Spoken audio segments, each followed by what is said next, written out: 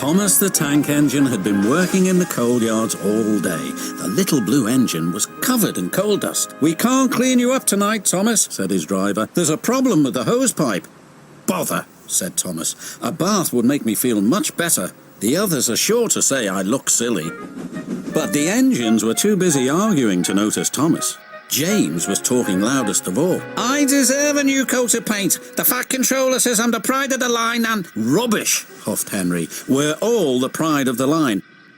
"It's been like this all day," confided Percy to Thomas. "James is getting a new coat of paint and won't stop boasting about it." "Why, James? I'm the one who needs a new coat. Look at me." "I'd rather not," retorted James. "You're not a pleasant sight and wouldn't understand the needs of a really important engine." Thomas was fuming. Next morning, as James was being repainted, Henry had an accident. "If you can't push trucks properly, Henry, why not talk to a tree instead? You know how much you like the forest." "As a matter of fact, Bossy Boiler, the Fat Controller is inspecting the island for trees that are too close to the line. He's worried they might cause trouble." "Pah!" laughed James. "If I came upon a tree, I'd just push it aside." "Really?" replied Henry. Soon James was showing off his paintwork. "Make way for an important engine." "You wouldn't feel important if one of these trees crashed on you. You'd feel hurt," reproached Percy. "Rubbish! It wouldn't dare." "You should be careful, James. Trees can be just as powerful as engines," advised Terence. "Pah!" snorted James. "Now excuse me, the Fat Controller needs me to pull the express." And he huffed away. But James was wrong. "You must go to the yards and collect an important goods train, James. It's heavy, so be careful," said the Fat Controller. "But sir, I've just been repainted. Can't Thomas or Percy do it? They're dirty and like working with trucks." Really useful engines don't argue. So James didn't. By the time he arrived at the yards, the weather had changed for the worse. "Your colour's nice, James. Pity about your face, though," said a truck.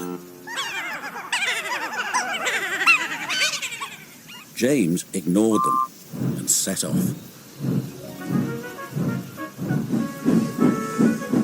Soon they came to a hill, and his driver knew that they were in for a difficult time. An old tree close to the track was being blown by the strong winds, and rain had weakened the slope. All of a sudden the tree moved.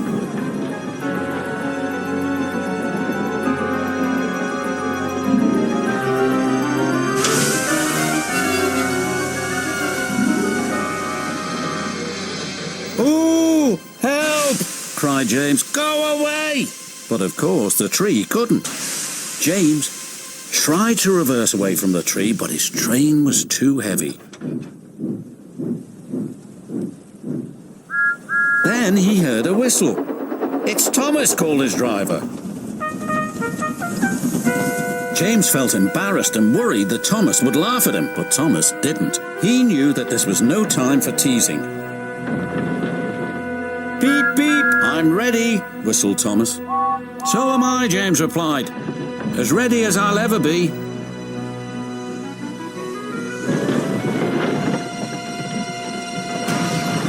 They were just in time.